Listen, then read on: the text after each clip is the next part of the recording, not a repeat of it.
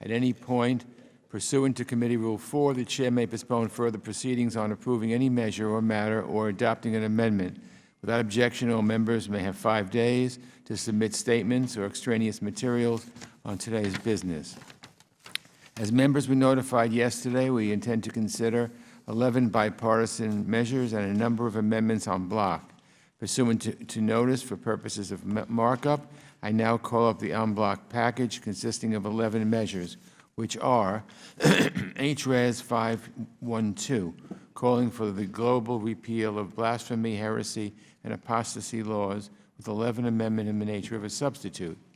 HR 5408, Ukraine Religious Freedom Support Act, with a Wilson Amendment in the nature of a substitute. HRES 742, recognizing the continued success of the Food for Peace Act, with an Engel Amendment in the nature of a substitute.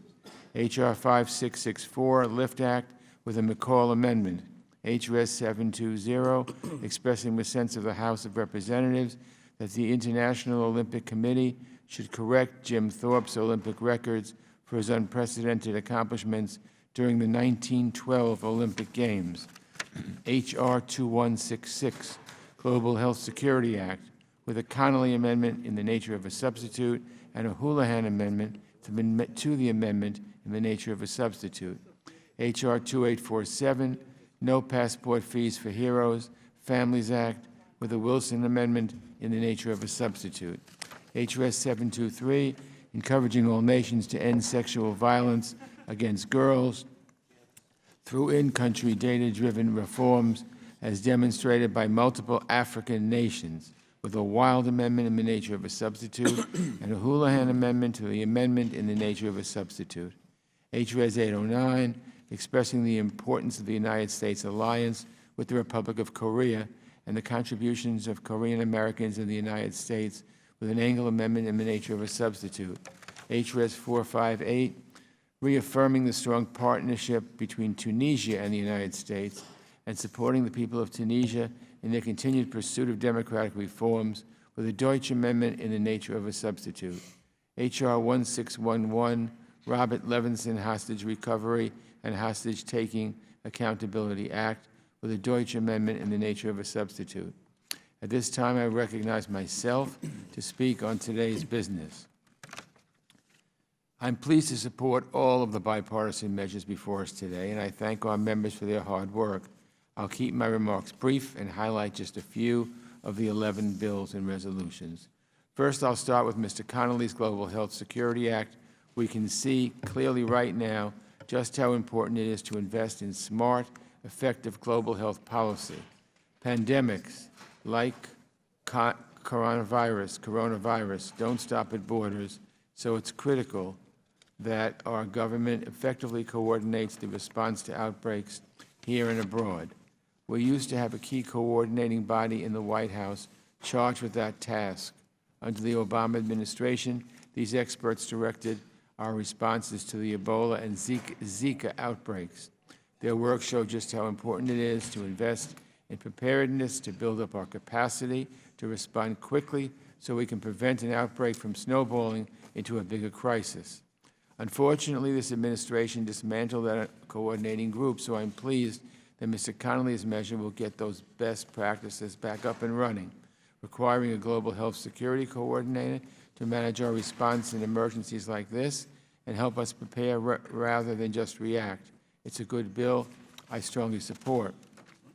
Next, I'll turn to the Leveraging Information on Foreign Traffickers Act, or the LIFT Act, a bill authorized by Mr. McCall. I was pleased to join the ranking member in introducing this good measure to ensure that the State Department has the right tools to combat human trafficking, a heinous crime that has ensnared over 25 million people around the world.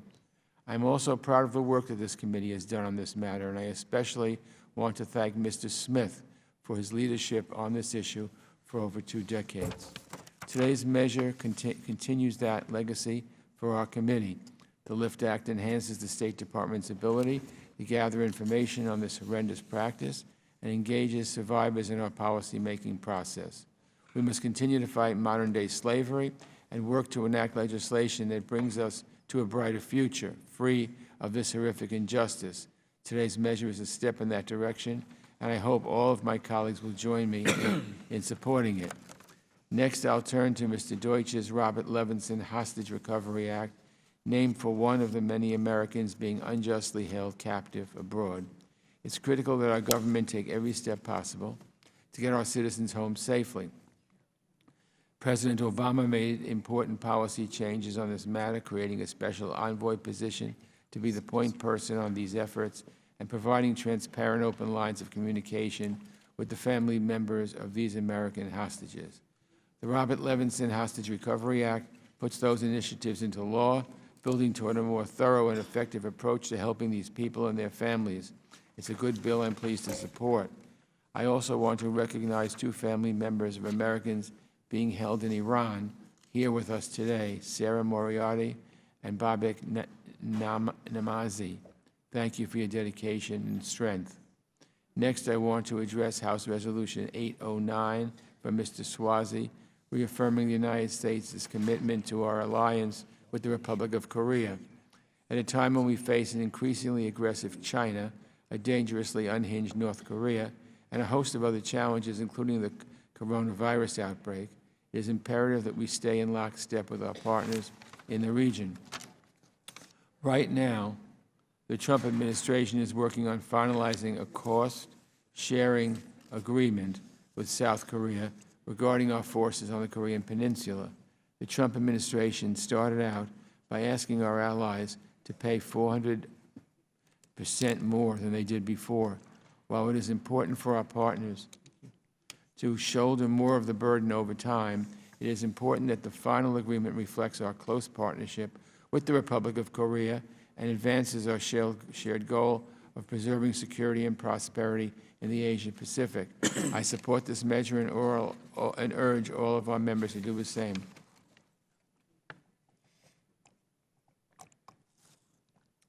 Finally, I'll say a few words about House Resolution 512 from Mr. Raskin.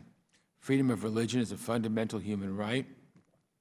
No one should face oppression because of their religious beliefs or lack thereof.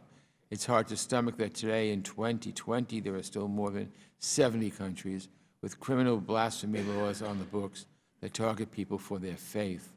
Today's resolution calls for repeal of these dangerous laws. I hope my colleagues will join me in supporting it. I strongly support all the measures we are considering today, and I urge all members to join me and do the same.